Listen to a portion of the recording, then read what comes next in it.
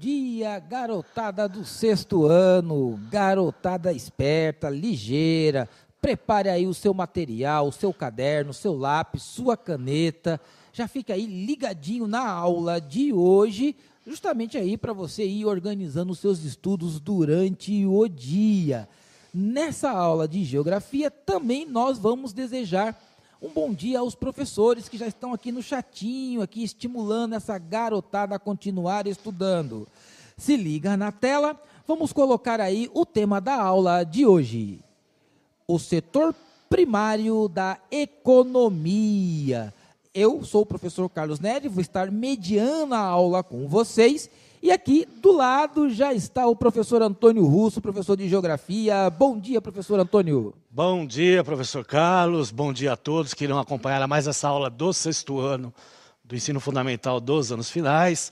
Como o professor Carlos falou, o tema da aula é setor primário. Então, nessa habilidade aí que nós vamos trabalhar, nós vamos ter 3 partes de aula aí. Então, vamos falar hoje do setor primário, na próxima aula falaremos do secundário e depois do setor terciário. Antes de nós começarmos, o professor vai falar aí sobre o que nós vamos trabalhar, né, professor? Vamos aí, galerinha, se liga na tela as habilidades da aula de hoje. Caracterizar as atividades primárias, secundárias e terciárias e analisar as transformações espaciais, econômicas, culturais, políticas e ambientais em diferentes lugares. A unidade temática será o mundo do trabalho e o objeto do conhecimento, a transformação das paisagens naturais e antrópicas. Copiou? Se liga agora nessa introdução da aula, no vídeo que vai ser passado para vocês.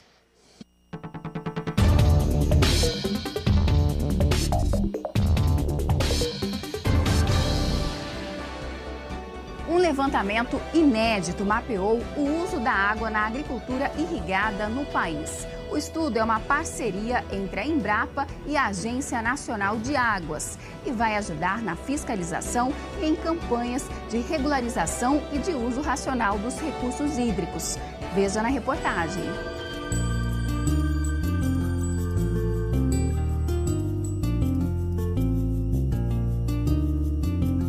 O pivô central é esse equipamento próprio para irrigar grandes plantações de milho, soja e outras culturas. Ele gira em torno de um eixo e o raio pode ultrapassar 1000 metros e irrigar centenas de hectares.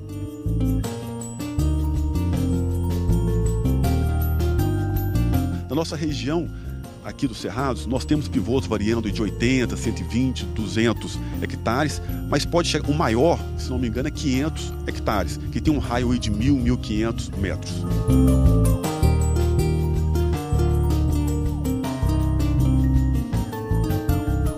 O pesquisador explica que uma das principais vantagens é a liberação eficiente da água, o que evita o desperdício. Em dias chuvosos, como este, por exemplo, a bomba que puxa a água do rio não é acionada para irrigação.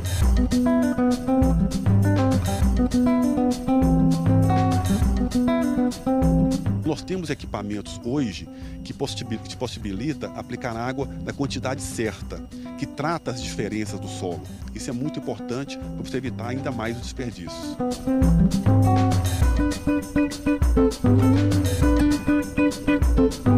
De acordo com a Agência Nacional de Águas, a ANA, esse método de irrigação foi o que mais cresceu no país nos últimos anos. Por isso, a agência fez um levantamento inédito em parceria com a Embrapa e detectou que há 18.000 pivôs centrais espalhados pelo Brasil, que cobrem uma área de 1.200.000 hectares.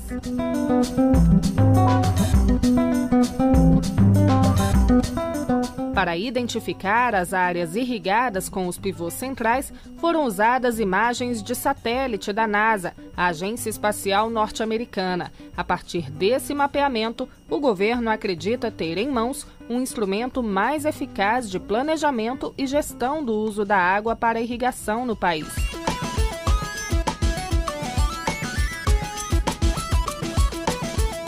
A gente comparando a localização desses pivôs centrais, que está cada um localizado com coordenadas, e os cadastros desses órgãos, cadastros de usuários de recursos hídricos, a gente consegue ter uma ideia de como que está a regularização nas subbacias do país. E com isso direcionar essas campanhas de fiscalização, de regularização, mas também de capacitação de usuários. O mapeamento de 2013 revela que 80% da área irrigada pelos pivôs centrais estavam em Minas Gerais, Goiás, Bahia e São Paulo. A maior concentração está nas bacias dos rios São Francisco, Paranaíba, Grande e Paranapanema. Até o fim do ano, devem ser divulgados os dados de 2014. A meta da ANA é fazer esse monitoramento a cada 2 ou 3 anos. Uma aplicação para a área de planejamento mais de médio prazo seria o uso desses dados nos planos de recursos hídricos que estão em elaboração. Então, o plano de recursos hídricos do São Francisco, os planos que estão sendo executados em São Paulo, Minas, Paraná, por exemplo, como do Grande, do Paranapanema, planos estaduais de recursos hídricos. É isso aí, pessoal. O vídeo é importante porque ele retrata, né, uma modernização do uso da água, né, porque nós sabemos que a agricultura é o que mais desperdiça água, né, no planeta na relação do uso da água. É necessário, mas também tem que haver um controle aí, né, porque há um desperdício muito grande aí com o uso da água na agricultura. Antes de começarmos a aula, eu queria agradecer a todos, né, que nos acompanham aí nesse primeiro ano do Centro de Mídias, né? Eu e o Carlão aqui fizemos essa semana 1 ano de Centro de Mídias, então sempre agradecendo vocês aí pela participação no chat, né, e cada vez mais, né, tentamos aí aprimorar as nossas aulas para sempre dar um apoio para vocês aí na escola. Agradecer esse pessoal do estúdio, que está sempre aqui nos ajudando, né, começamos do zero, né, trêmulos, né, Carlos? Mas graças a eles aí que nos deu bastante força aí. Hoje, né, a gente não é que nós somos artistas e dominamos o assunto, mas cada vez mais aí melhoramos, né, Carlos? É verdade, foi um grande desafio, né, aprender novas habilidades, aprender a dinâmica do estúdio, tempo, tela, né, movimento. Foi um desafio e agregou tanto para nós como para a rede e para essa galerinha aí que continua estudando. Parabéns a todos. É isso aí. Então vamos lá para a aula. Vamos ver o que é a economia. Então vamos lá, acompanha na tela. A economia é o conjunto de atividades desenvolvidas visando a extração, ao cultivo, a criação, a produção, a distribuição e ao consumo de bens e serviços necessários à sobrevivência e à qualidade de vida. Então, a economia está no nosso meio, né, e nós utilizamos elas de diversas formas, né? Então, a importância da economia é como nós, né, nos referimos e como, né, trabalhamos ela no nosso cotidiano. E nós temos essa divisão da economia, né, através de 3 setores. Né? Então, quais são esses 3 setores que nós estudaremos em 3 aulas? O primeiro deles que nós vamos ver hoje é o setor primário, né? Temos aí o setor secundário e o setor terciário. A gente observa aí que eles são interligados, ou seja, todos têm a mesma importância, né? Um depende do outro, é isso importante sempre retratar. Então, os setores da economia, eles trabalham em conjunto, não há uma relação separada. O setor da economia trabalha de uma forma que não necessariamente necessite do setor secundário, o setor terciário tem uma outra forma. O conjunto de trabalho deles faz com que a sociedade, né, tenha esse meio de produção, né, e, logicamente, os produtos que chegam para nós aí através do consumo, tá certo? Vamos ver aí o que é o setor primário. Então, vamos lá, acompanhe na tela. Pode ser considerado o ramo das atividades econômicas que produz matérias-primas, que, por sua vez, são os bens e produtos extraídos diretamente da natureza, que podem ser consumidos enquanto tal ou ser transformados em bens de consumo. Então, na realidade, quando falamos consumidos da forma natural, né, o que nós compramos aí na feira, no supermercado, né, ou diretamente de quem produz, né, que são lá os vegetais, as hortaliças, as frutas, podemos consumir diretamente, ou através aí dos produtos que a indústria a transforma em alimentos, em produtos que nós utilizamos no nosso cotidiano. Por isso que a importância, né, dos 3 setores estarem sempre alinhados, né, e, logicamente, nós temos a tecnologia, que, logicamente, em certa parte, favorece, porque automatiza essa produção, aumenta essa produção, que não faz com que haja o escasseamento dos produtos necessários no nosso dia a dia, tá certo? Vamos ver aí a primeira introdução aí do setor primário, que é, né, uma das mais importantes, né, e que segue aí no caminho junto com o ser humano há milhares de anos, que é a agricultura. Então vamos lá ver o que é a agricultura. Nós temos 2 sistemas básicos de produção, tá? A extensiva, que é pequenas extensões de terra, aqui no Brasil chamada de minifúndios, utilização de técnicas simples ou mais rudimentares e baixa produtividade. E a intensiva, que são grandes extensões de terra, latifúndios, utilização de técnicas modernas e mecanização e alta produtividade. Então nós temos aí 2 sistemas de produção dentro da agricultura, né, na qual vai depender, né, do tamanho da terra, né, e a necessidade e para quem está sendo produzido. Né, se é produzido aí por um sistema mais local, né, aí nós utilizamos esse processo aí nos minifúndios, né, de subsistência, né, e de produção de pequenos agricultores. Se utilizamos aí para exportação, aí são lá os grandes latifúndios, principalmente na produção de monocultura, logicamente com a modernização da produção, né, essa monocultura ela vai se expandindo para outras produções, o que é importante retratar. Falar alguma coisa, Carlos? Professor Antônio, eu fiquei pensando aqui, e se o estudante do 6º ano quiser montar uma horta na casa dele? Colocar ali um alface, um tomate e tal. O nome dessa agricultura, como é que se dá o nome dessa agricultura? Nós vamos ver mais para frente, né? Ele vai fazer aí uma agricultura de subsistência, né? Para quê? Para ele mesmo, para a família dele. O que muito acontece nos minifúndios, né? Os minifúndios trabalham muito com essa questão da agricultura familiar, agricultura de subsistência, né? Que é essa agricultura, né, que o agricultor, né, o pequeno agricultor, ele acaba, né, produzindo para a sua própria família. E, logicamente, aquele pouco excedente, né, dependendo da sua produção, ele acaba, né, vendendo ou trocando com os seus vizinhos. Né? Então, vai depender muito da localidade e do interesse, né, do proprietário aí do minifúndio, né, que são pequenas lavouras, aí, tá certo? Nós vamos ver isso aí mais para frente. Tá? Na próxima tela, coloquei aí uma pré-história, até porque o Carlão está sempre aqui comigo, ele vai contar aí um pouquinho da história dessa questão pré-histórica. Nós sabemos que a primeira economia que aparece aí é a agricultura há mais ou menos 10 mil anos. Né? Porque o ser humano, em certa parte, ele já estava acostumado. Ele já caçava, ele já coletava, só que ele era nômade. Né? Então ele não parava na terra, né, e plantava.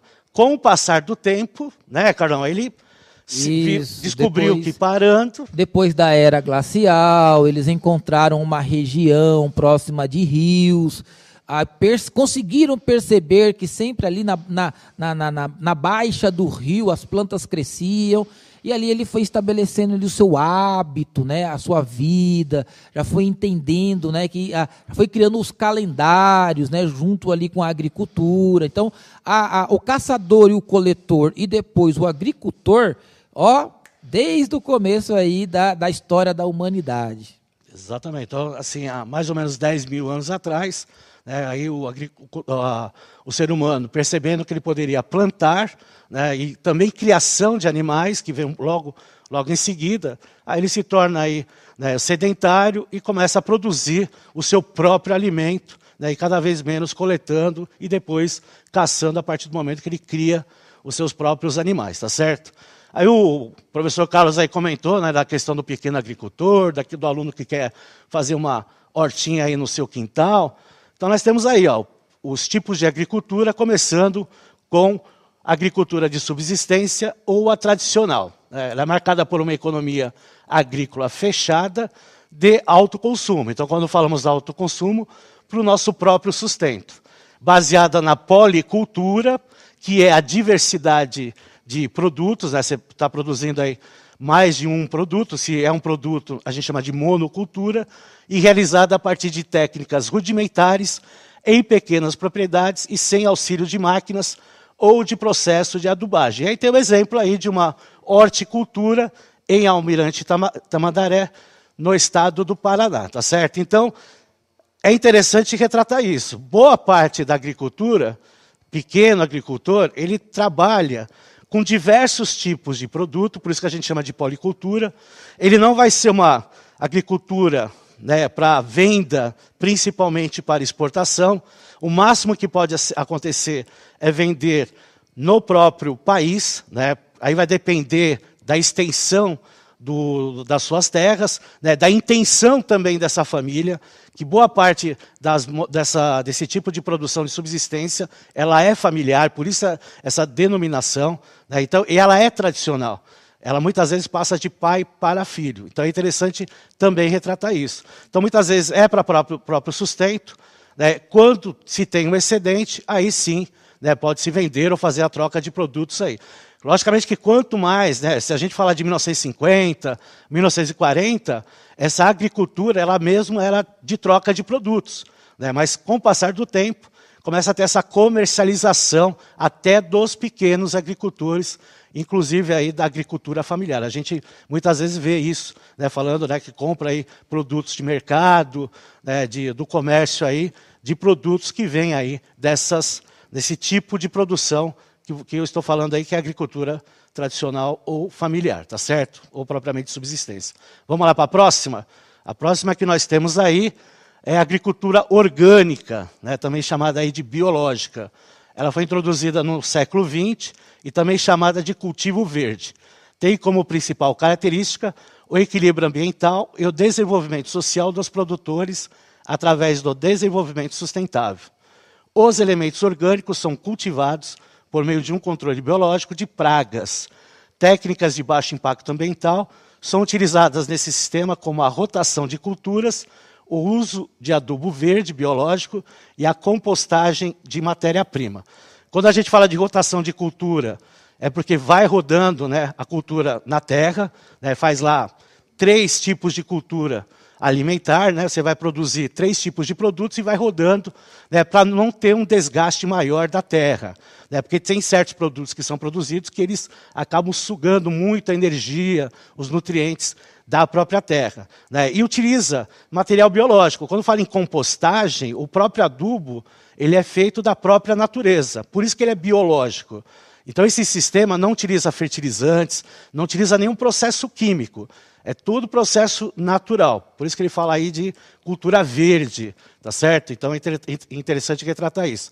Então isso aí acontece muito também em pequenas propriedades, tá? Em grandes propriedades, algumas já estão utilizando, mas é mais utilizado aí em pequenas propriedades. Vamos lá para a próxima tipo de cultura que a gente vai ver aí. Então nós temos aí, sim, essa agricultura, que é uma agricultura mais utilizada aí para exportação, que já diz o nome, agricultura comercial, moderna ou de mercado. Tem esse nome de moderna porque utiliza mecanização, como a gente vê aí na foto, né? Está utilizando aí os tratores para a retirada do produto. Então, pratica-se a monocultura, que é o cultivo de um produto só, um alimento. É voltada principalmente para a comercialização dos produtos cultivados, principalmente para exportação, para fora do país. Né? É produzida em larga escala, executada em grandes propriedades, né, que nós chamamos aí de latifúndios, principalmente grandes latifúndios aí, né, utilização de substâncias como adubos, fertilizantes químicos, agrotóxicos e inseticidas. Utiliza aí as técnicas modernas de cultivo, manipulação genética de sementes e máquinas e mão de obra especializada, como engenheiros, agrônomos e técnicos agrícolas. Né? Utiliza muito aí também alguns produtos, principalmente grãos, os transgênicos, né? Por isso que fala essa questão genética aí, tá certo? E nós temos um tipo de agricultura que ela é nova, né? Ela, assim, em relação às outras, que é a permacultura. Esse nome aí é um nome que vem de agricultura permanente. Só que com o passar do tempo, né, além da questão agrícola, também se vê a questão humana. Então, ele é um processo agrícola integrado ao meio ambiente que envolve a produção de plantas semi-permanentes e permanentes, considerando os aspectos energéticos e paisagísticos. Ou seja, é uma relação mais, né, natural, né, envolve 3 tipos de éticas, essa permacultura, que é a questão da terra, que é a primeira ética, a segunda ética é a humana, e a terceira ética é esse processo de passar o conhecimento para todos. Tá certo? Então é importante retratar isso aí, tá certo? é bom até estudar essa permacultura, que é uma tipo de cultura nova, né, introduzida na Austrália, né, iniciou na Austrália, até por estudos de comunidades aborígenas da Austrália. Então, por isso que é um processo até natural. Tá? Vamos lá para a atividade, professor Carlos? Vamos lá, galerinha, olha, vamos aí prestar atenção na aula, porque agora é hora de movimentar o cérebro. Na tela, a atividade que vocês agora irão realizar, pergunta simples, rapidinho aqui no chat. Qual foi a primeira atividade econômica do ser humano? Dedinho no teclado, 1 minuto, já voltamos, participe!